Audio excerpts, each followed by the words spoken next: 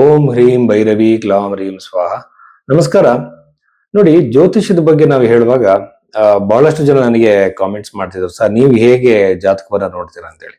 ನೋಡಿ, ಒಂದು ಜಾತಕವನ್ನ ನೋಡೋದು ಅಂತಂದ್ರೆ ಮೊದಲನೇದಾಗಿ ನಿಮ್ಮ ಈಗ ಫಾರ್ ಎಕ್ಸಾಂಪಲ್ ಒಂದು ವಿವಾಹದ ಬಗ್ಗೆ ತಿಳ್ಕೊಳ್ಬೇಕಾದ್ರೆ ಅವರ ಲಗ್ನ ಚಾರ್ಟ್ ಅನ್ನ ನೋಡ್ಬೇಕು, ನವಾಂಶ ಚಾರ್ಟ್ ಅನ್ನ ನೋಡ್ಬೇಕು, ಸಪ್ತಾಂಶವನ್ನ ನೋಡ್ಬೇಕು, ಗ್ರಹಗಳ ಟ್ರಾನ್ಸಿಟ್ ಅನ್ನ ನೋಡ್ಬೇಕಾಗತ್ತೆ. ಆಮೇಲೆ ಯಾವ ದಶೆ, ಅಂತರ್ದಶೆ, ಪ್ರತ್ಯಂದಶ ದಶೆಗಳನ್ನು ನೋಡ್ಬೇಕು.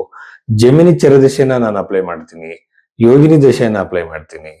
ಸೊ ಜ್ಯೋತಿಷ್ಯದಲ್ಲಿ ಒಂದು ಎಕ್ಸಾಕ್ಟ್ ಪ್ರೆಡಿಕ್ಷನ್ ಕೊಡ್ಬೇಕಾದ್ರೆ ಹಲವಾರು ತರದ ಸಿಸ್ಟಮ್ಗಳನ್ನ ನಾನು ಅಪ್ಲೈ ಮಾಡ್ತೀನಿ. ಜೊತೆಯಲ್ಲಿ ಹಸ್ತ ಸಾಮುದ್ರಿಕೆಯನ್ನು ಕೂಡ ನಾನು ಅಪ್ಲೈ ಮಾಡ್ತೀನಿ. ಇಲ್ಲಿರುವ ರೇಖೆಗಳನ್ನು ನಾಡಿ ಜ್ಯೋತಿಷದ ಪ್ರಕಾರವಾಗಿ ಅಪ್ಲೈ ಮಾಡ್ತೀನಿ. ಅಂದ್ರೆ ತುಂಬಾ ಜನಕ್ಕೆ ಬರ್ತ್ ಟೈಮ್ ಅಕ್ಯುರೇಟ್ ಆಗಿರಲ್ಲ. ಸೊ ಬರ್ತ್ ಟೈಮ್ ಸರಿ ಇಲ್ಲ ಅಂದಾಗ ಸುಮಾರು ಒಂದು ಅರ್ಧ ಗಂಟೆ 1 ಗಂಟೆ ವ್ಯತ್ಯಾಸ ಇದ್ರೆ ನಾನು ಬರ್ತ್ ಟೈಮ್ ರೆಕ್ಟಿಫೈ ಮಾಡ್ತೀನಿ. ಸೊ ಅವರ ಲಗ್ನ ಯಾವುದು ಅಂತ ಫಸ್ಟ್ ತಿಳ್ಕೊಳ್ಳೋ ಪ್ರಯತ್ನ ಮಾಡಿ ಲಗ್ನವನ್ನ ತಿದ್ದುತ್ತೀನಿ. ಸೊ ಆ ಲಗ್ನವನ್ನು ಕಂಡು ಹಿಡಿದು ಭವಿಷ್ಯವನ್ನ ಹೇಳ್ತೀನಿ. ಒಂದ್ ವೇಳೆ ಟೈಮ್ ಪರ್ಫೆಕ್ಟ್ ಆಗಿ ಸಿಕ್ತಿಲ್ಲ ಅಂದಾಗ ಹಸ್ತರೇಖೆಗಳನ್ನ ಹಾರೋಸ್ಕೋಪ್ಗೆ ಮ್ಯಾಚ್ ಮಾಡ್ತೀನಿ.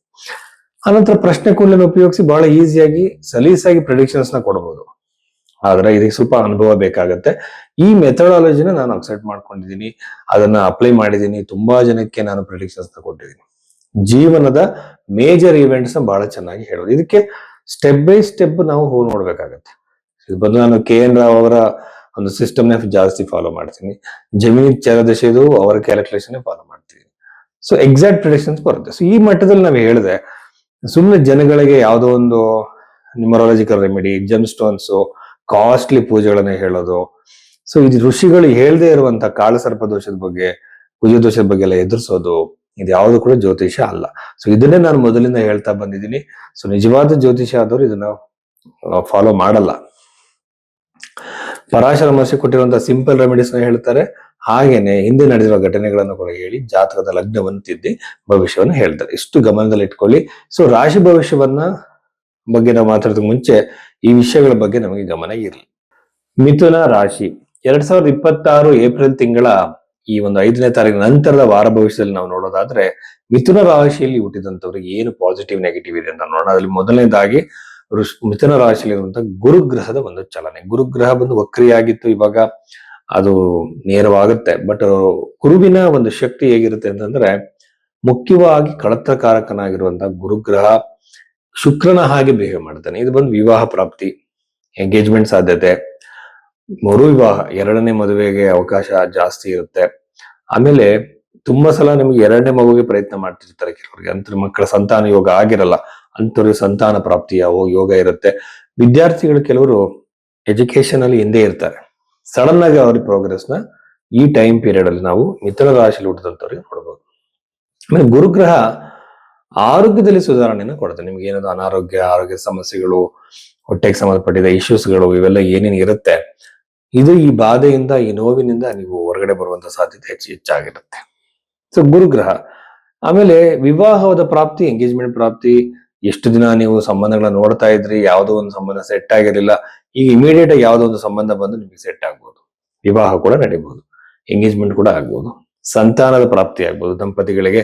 ಇವೆಲ್ಲ ಸಾಧ್ಯತೆಗಳ ಜೊತೆಯಲ್ಲಿ 3ನೇ ಮನೆಯಲ್ಲಿರುವಂತಹ ಕೇತು ಅನಾವಶ್ಯಕ ಸಂಚಾರಗಳನ್ನ, ಅನಾವಶ್ಯಕವಾಗಿ ಓಡಾಟಗಳನ್ನ ಕೊಡ್ತಾನೆ. ಅಣ್ಣ ತಮ್ಮದಲ್ಲಿ ಎಸ್ಪೆಷಲಿ ನಿಮ್ಗಿಂತ ಚಿಕ್ಕವ್ರ ಜೊತೆ ನಿಮಗೆ ಕಿರಿಕಿರಿಗಳು ಪ್ರಾರಂಭ ಆಗುತ್ತೆ. ದಶಮ ಭಾವದಲ್ಲಿರುವಂತಹ ಗ್ರಹಗಳನ್ನ ನೋಡಿದ್ರೆ ಉದ್ಯೋಗದಲ್ಲಿ ಎಸ್ಪೆಷಲಿ ಗೌರ್ಮೆಂಟ್ ಜಾಬ್ ಅಲ್ಲಿ ಇರುವಂತವರಿಗೆ ಟ್ರಾನ್ಸ್ಫರ್ಗೆ ಅನುಕೂಲ ಆಗುತ್ತೆ. ಟ್ರಾನ್ಸ್ಫರ್ ಪ್ರಯತ್ನ ಮಾಡ್ತಿರೋರಿಗೆ ಸಹಾಯ ಆಗುತ್ತೆ.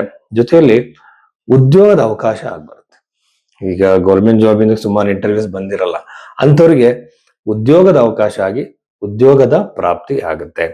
ಆಮೇಲೆ ದಶಮ ಭಾವದಲ್ಲಿರುವಂತಹ ಗ್ರಹಗತಿಗಳನ್ನ ನೋಡ್ತಾ ಇದ್ರೆ ಕೃಷಿಯಲ್ಲೂ ಕೂಡ ಅನುಕೂಲ, ಬಿಸ್ನೆಸ್ ಅಲ್ಲಿ ಅನುಕೂಲ ಆಗಿದೆ. ಬುಧ ಮತ್ತೆ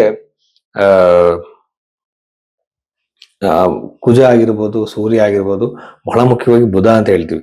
ಶನಿಯ ಜೊತೆ ಇರುವಂತಹ ಗ್ರಹಗಳಿಂದ ಒಂದು ಬಿಸ್ನೆಸ್ ಅಲ್ಲಿ ನೀವು ಇದುವರೆಗೂ ಆಲೋಚನೆ ಮಾಡಿದಂಥದ್ದು ಈಗ ನಿಮಗೆ ಕೈ ಹಿಡಿಬಹುದು, ಸಕ್ಸಸ್ ಆಗಬಹುದು. ಬಿಸ್ನೆಸ್ ಅಲ್ಲಿ ದೊಡ್ಡ ಮಟ್ಟದ ಲಾಭವನ್ನ ನೀವು ನೋಡ್ತೀರಾ. ಸಾಲದಿಂದ ಹೊರಗಡೆ ಬರೋದಕ್ಕೆ ಸಹಾಯ ಸಿಗುತ್ತೆ. 3ನೇ ವ್ಯಕ್ತಿಯಿಂದ ಸಹಾಯ ಸಿಗ್ಬೋದು, ಬ್ಯಾಂಕಿನ ಸಹಾಯ ಸಿಗ್ಬೋದು, ಅಥವಾ ಅನಿರೀಕ್ಷಿತವಾಗಿ ಹಣ ಕೂಡ ನಿಮಗೆ ಸಿಗ್ಬೋದು. ತುಂಬಾ ದಿನದಿಂದ ಸಾಲದಿಂದ ನಾನು ನೋವು ಅನುಭವಿಸ್ತಾ ಇದ್ದೀನಿ ಸರ್, ನನಗೆ ಆಗಿಲ್ಲ, ಕಷ್ಟ ಆಗ್ತಿದೆ ಅಂದ್ರೆ ಅಲ್ಲಿ ಅನುಕೂಲಗಳಾಗುತ್ತೆ. ನವಮ ಭಾವದಲ್ಲಿರುವ ಗ್ರಹಗಳನ್ನ ನೋಡ್ತಾ ಇದ್ರೆ ಮನಸ್ಸು ಕೆಟ್ಟ ಆಲೋಚನೆಗಳ ಕಡೆಗೆ, ಕೆಟ್ಟ ಹ್ಯಾಬಿಟ್ಸ್ ಗಳ ಕಡೆಗೆ, ಇದನ್ನ ಮಾಡಬಾರದು, ಈಗ ಸ್ಮೋಕಿಂಗ್ ಅನ್ಕೊಂಡೆ ಸ್ಮೋಕಿಂಗ್ ಮಾಡಬಾರ್ದು ಅಂತ ನೀವು ಅನ್ಕೊಂಡಿದ್ರಿ, ಈಗ ಆ ಡಿಸಿಷನ್ ಮತ್ತೆ ಮತ್ತೆ ವೀಕ್ ಆಗ್ತಾ ಇದೆ. ಆ ರೀತಿ ಮನಸ್ಸನ್ನ ವೀಕ್ ಆಗಿ ಬಿಡಬೇಡಿ. ಬುಧಗ್ರಹದ ಮಂತ್ರವನ್ನ ಹೇಳಿ, ವಿಷ್ಣು ಸಹಸ್ರನಾಮವನ್ನು ಹೇಳಿ, ಬಹಳಷ್ಟು ಅನುಕೂಲ ಆಗುತ್ತೆ.